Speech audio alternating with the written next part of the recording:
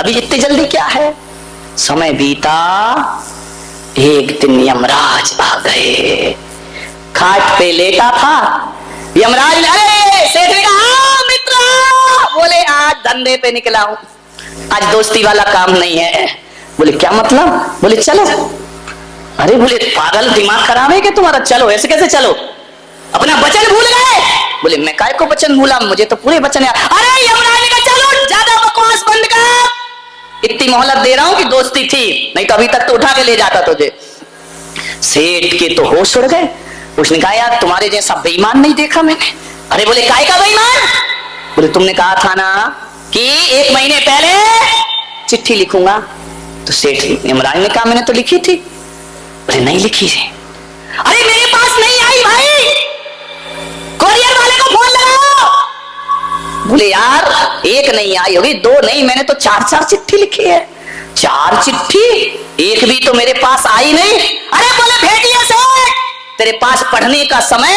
अरे बोले यमराज एक बात बता, ऐसा तो नहीं, मैं ये नहीं कहता कि तुमने चिट्ठी नहीं लिखी है, हो सकता चिट्ठी लिखी हो, एड्रेस शांति सेठ का डाल दिया हो सकता है एड्रेस गलत लिख दिया हो। बोले नहीं नहीं, एड्रेस तो बिल्कुल, हमारे यहाँ तो कंप्यूटर से भी तेज माइंड है, जो एड्रेस तूने दिया था वही एड्रेस। आदमी से सोचा सेठ ने, देखो यमराज देखो, मजाक मत करो, तुमने कोई चिट्ठी नहीं भेजी, प्लीज अभी 1 महीने का समय दो, मैं चलूंगा। अरे बोले मैंने 4 चिट्ठियां भेज दी। बोले 4 चिट्ठी भेजी? अरे 5वीं तो अभी अभी भेजी है, 6 दिन पहले। 5 चिट्ठियां? बोले हाँ, लेकिन सेठ तेरे पास पढ़ने का समय। पत्नी को बुलाया, अरे भगवान इधर आ। पत्नी ने कहा क्या, क्यों चिल्ला रहे सुबह सुबह, क्यों बकबक कर रहे हो? अरे बोले सामने अब यमराज को दिखाई तो देते नहीं, अदृश्य खड़े सेठ को दिख रहे हैं बस। बोले एक बात बता, कोई चिट्ठी विट्ठी आई क्या? बोले तुम्हारे लक्षण इतने खराब हैं कि तुम्हें तो आतंकवादी भी चिट्ठी नहीं लिखेगा, रिश्तेदार क्या लिखेंगे, ऐसा तो तुम्हारा व्यवहार है। अरे सेठ ने कहा देख तू आज ज्यादा मुंह मत चला, शांति से बता वो चिट्ठी कहाँ है। बोले किसकी चिट्ठी? बोले यमराज की। अरे उसने, सेठानी ने कहा तू सठिया गया क्या बुड्ढा, यमराज को चिट्ठी लिखता है क्या, पागल हो गया, दिमाग खराब। अरे उसने कहा देख भगवान, जिंदगी मौत का सवाल है, चिट्ठी बता कहाँ है। उसने कहा देखो कोई चिट्ठी मिट्ठी नहीं, और यमराज को चिट्ठी लिखता है क्या? बड़े बेटे को बुलाया, बेटा इधर आओ।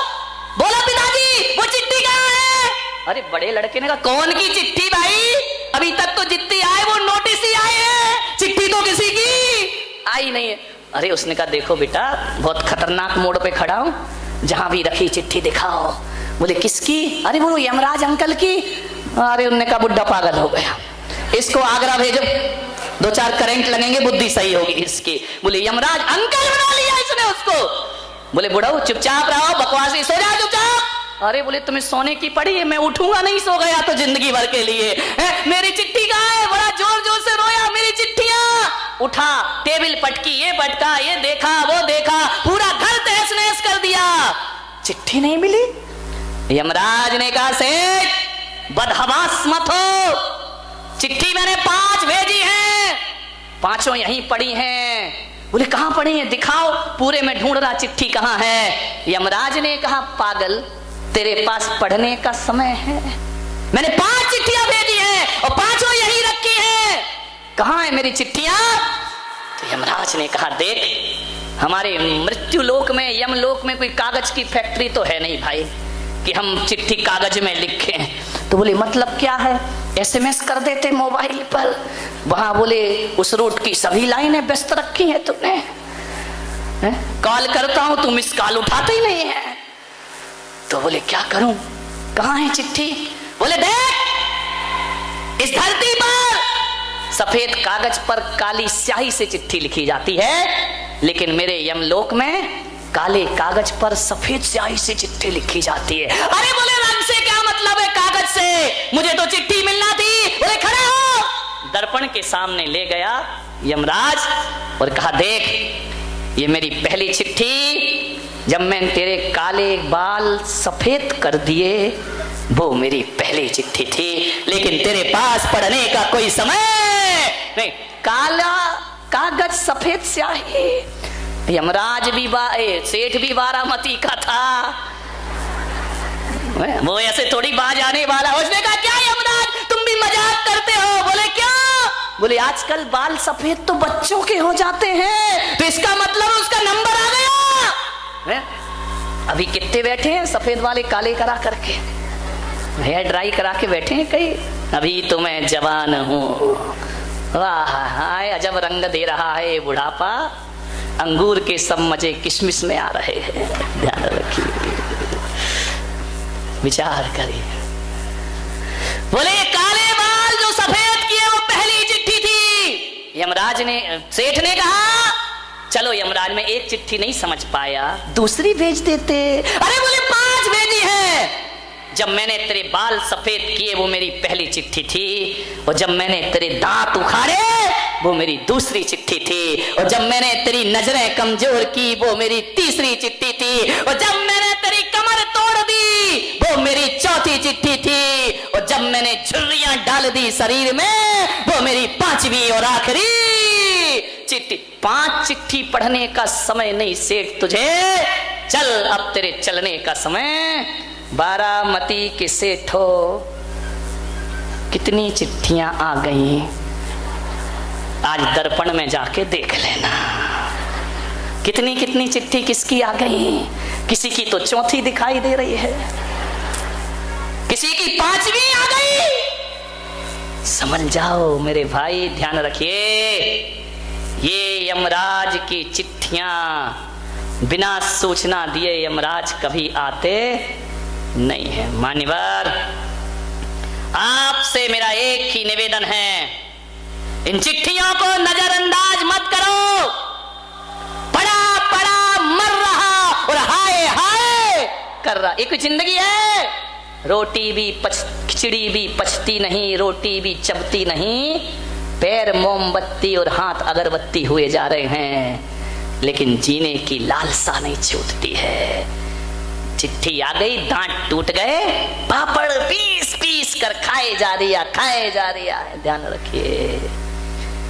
एक ने पूछा महाराज पापड़ और झापड़, पापड़ और झापड़ दोनों में कौन ज्यादा अच्छे हैं? मैंने कहा खा के देख ले। ध्यान रखना, मान्यवर, विचार करिए। आप सोचना है आपको किस गलतफहमी में जीते हो। मेरा मकान, मेरा बेटा, मेरी बेटी, मेरा परिवार, मेरा मेरा करते हो।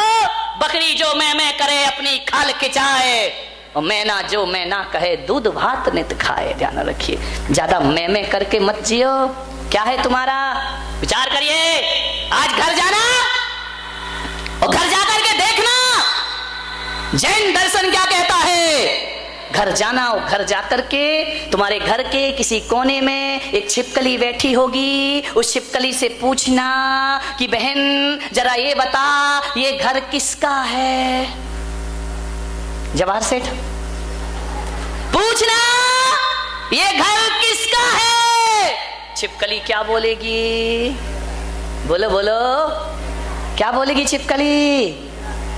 कि जवाहर सेठ का है, अजीत सेठ का है, शांति सेठ का है, राजकुमार गांधी का है? नहीं, छिपकली पूंछ हिलाएगी और कहेगी ये घर मेरा है। किसी कोने में चींटियों ने बिल बनाया होगा, पूछना ओ चींटी बहन ये घर किसका है। तो चींटी कहेगी सावधान ये घर मेरा है। चिड़िया ने घोंसला बनाया होगा, चिड़िया से पूछना ये घर किसका है। चिड़िया कहेगी ये घर मेरा है। और तुम्हारे घर में एक कुत्ता रहता होगा, कुत्ते से पूछना ओ कुत्ते भाई ये घर किसका है। वो भौंक करके दुम हिला के कहेगा ये घर मेरा है। और अपने बेटे से पूछना ये घर किसका है, वो कहेगा पापा ये घर मेरा है। वो तुम भी कहते हो ये घर मेरा है। कुत्ते की सोच में और तुम्हारी सोच में ज्यादा अंतर नहीं है मेरे भाई। कुत्ता भी कहता है घर मेरा है और तुम भी कहते हो कि घर मेरा है। और घर तुम सबको देख के हंस रहा है कि ये नादान मैं खड़ा रहूंगा और तू यहाँ से बाहर निकाल दिया। जा, कौन सा घर मेरा, कौन सा घर मेरा? किस गलतफहमी में जीते हो बेटा? कौन बेटा कौन बेटी? एक बात याद रखना, बेटा तुमसे पैदा हुआ है, तुम्हारा नहीं है। ध्यान रखना, इस भ्रम में मत जीना कि मेरा बेटा है। पैदा तुमसे हुआ है लेकिन तुम्हारा नहीं है। वो बेटा बहू की अमानत है। ध्यान रखना, तुम्हारा क्या है इस संसार में? बेटा बहू की अमानत है। जिस दिन बहू आएगी अपनी अमानत वापस ले लेगी। ध्यान रखना, बेटी दामाद की अमानत है। जिस दिन दामाद आएगा बेटी ले लेगा। अब तुम्हारा क्या है? मकान कुत्ते की तरह चिल्ला रहे मेरा मेरा मेरा, वो भी तुम्हारा नहीं है। विचार करिए, बेटी दामाद की है, अमानत है, बेटा बहू की अमानत है। अब क्या है तुम्हारा? ये शरीर, ये शमशान की अमानत है। एक दिन शमशान तुमसे वापस मांग लेगा। अब क्या बचा? अब ये आत्मा, ये भी तुम्हारी नहीं, ये उस परमात्मा की अमानत है। ध्यान रखिए, इन अमानती सामानों में जी के मेरा मेरा कहते हो। बारामती वालों, आज आपको संदेश दे रहा हूं, जो जिसकी अमानत हो उसे वापस कर दीजिए। बेटा बहू की अमानत है, बहू को दे दो। मत सोचो कि अलग क्यों हो गया, उसकी अमानत है, उसने ले ली। बेटा बहू की अमानत है, उसे बहू के हवाले करो। बेटी दामाद की अमानत है, उसे दामाद के हवाले करो। शरीर शमशान की अमानत है, शमशान के हवाले करो। और आत्मा परमात्मा की अमानत है, इसे उसके हवाले कर दीजिए। ध्यान रखिए, तुम्हारा जीवन सार्थक हो जाएगा। प्रभु के हवाले कर दीजिए अपने आप को। लोग कहते हैं जब सिकंदर और रावण धरती पर चलते थे तो धरती कांपती थी। अरे धरती कांपती नहीं थी मेरे भाई, धरती इन लोगों पे हंसती थी, मजाक बनाती थी। धरती कहती थी ये मेरे अंश होकर मुझ पे ही अकड़ के घूमता है, एक दिन तुझे मुझ में ही आके समाहित हो जाना है। आपको मालूम है हमारे देश में एक प्रांत का नाम है कन्याकुमारी, मालूम है? कश्मीर से कन्याकुमारी। कन्याकुमारी का मतलब जानते हो? ये नाम केवल भारत के एक प्रांत में, दुनिया में कहीं ना मिलेगा। वो कन्याकुमारी नाम क्या कहता है समझ लीजिए। वो कन्याकुमारी कहता है कि इस देश की धरती की मांग हर किसी ने भरना चाहिए।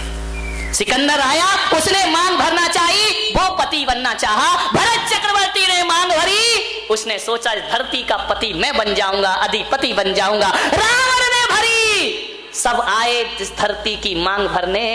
धरती ने कहा तुम हमारी मांग क्या भरोगे, मांग भरने से पहले तुम हम में ही समाहित हो जाते हो। अरे ये धरती पहले भी कुमारी थी और आज भी कुमारी है, इसलिए हमारे देश में कन्या कुमारी। ध्यान रखिए, कोई मांग नहीं भर पाया इस धरती की, कोई अधिपति नहीं बन सका।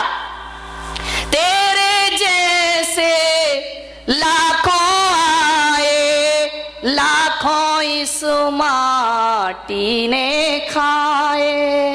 तेरे जैसे लाखों आए, लाखों इस माटी ने खाए।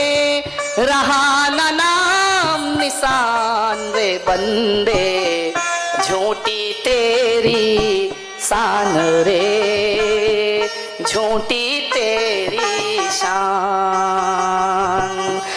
मत कर तू अभिमान रे बंदे, मत कर तू अभिमान रे, मत कर तू अभिमान।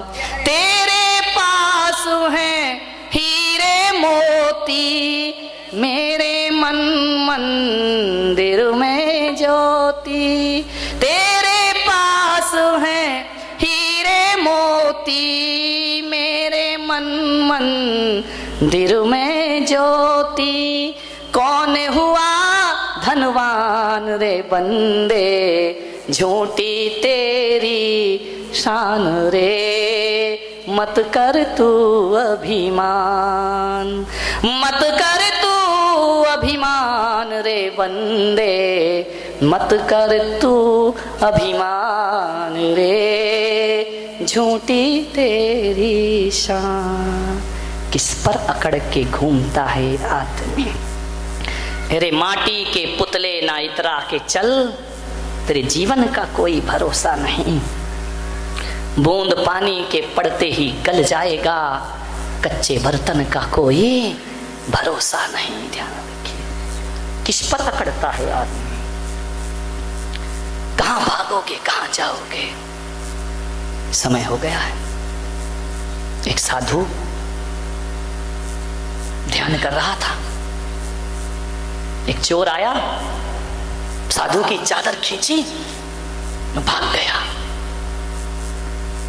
साधु ने देखा मेरी चादर चोरी करके भाग रहा है। चोर भाग रहा है पूरब की तरफ, साधु ने कहा छोड़ मेरी चादर। साधु भागा पश्चिम की तरफ। लोगों ने कहा कि बाबा जी, चोर तो वो जा रहा है और तुम इधर क्यों भाग रहे हो, उसके पीछे भागो। संत ने कहा मैं काहे को भागू उसके पीछे।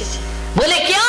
बोले जाने दे उसे, मैं अपनी चादर लेके रहूंगा। संत इधर भाग रहे, चोर इधर भाग रहा है। बोले इस चादर कैसे मिलेगी? संत ने कहा पागल, वो बस्ती की तरफ भाग रहा और मैं मरघट की तरफ भाग रहा हूं। अरे आज नहीं तो कल ये चादर ओढ़ के आएगा तो यहीं जाएगा, भाग के कहां, इसलिए वहां नहीं जाके मैं यहां भाग रहा। ध्यान रखना, लोग बस्ती उसे कहते हैं जो रोज उजड़ती है। ध्यान रखना, बस्ती किसे कहते हैं? जो रोज उजड़ रही, कोई ना कोई रोज मर रहा है। और मरघट उसे कहते हैं जहां लोग रोज बसते हैं जाकर के, एक बार गए तो फिर वहां से लौटते। हकीकत में देखा जाए तो मरघट तो ये है जहां हम लोग रहा करते हैं, बस्ती तो वो है जहां चले गए तो फिर लौट करके वापिस नहीं। मरघट किसे कहते हैं बताइए? तुम तो उसे कहते हो जहां मुर्दे जलाते हैं। मैं पुलक सागर कहता हूं वो मरघट नहीं, वो बस्ती है। मरघट क्या होता है? जिस घर में जहां पर प्राण जाए घट, वो कहलाता है मरघट। असली मरघट तो ये घर ही है तुम्हारे, ध्यान रखिए, यही प्राण घट। आज तक कोई मरघट में जाके मरा है? कहां मरते हो? घर में। एक आदमी आया बिठला, उसने नया नया मकान बनाया, मेरे से बोला कि इसका नाम रख दो। मैंने कहा मेरे से मत रखवा। बोले नहीं नाम रख दो। मैंने कहा लिख दे मरघट। बोले मरघट? मैंने कहा हाँ। मैंने कहा तेरे प्राण यहीं घटेंगे।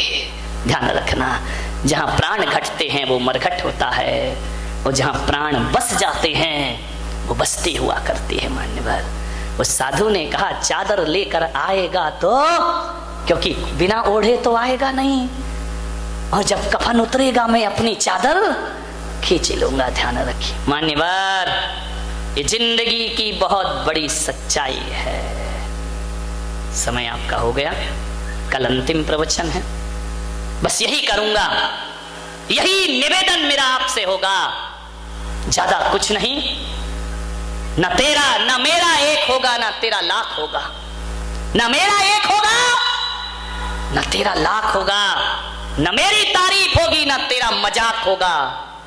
न मेरी तारीफ होगी, न तेरा मजाक होगा। गरूर मत कर इस शरीर पर, तेरा भी खाक होगा, मेरा भी खाक होगा। ध्यान रखना।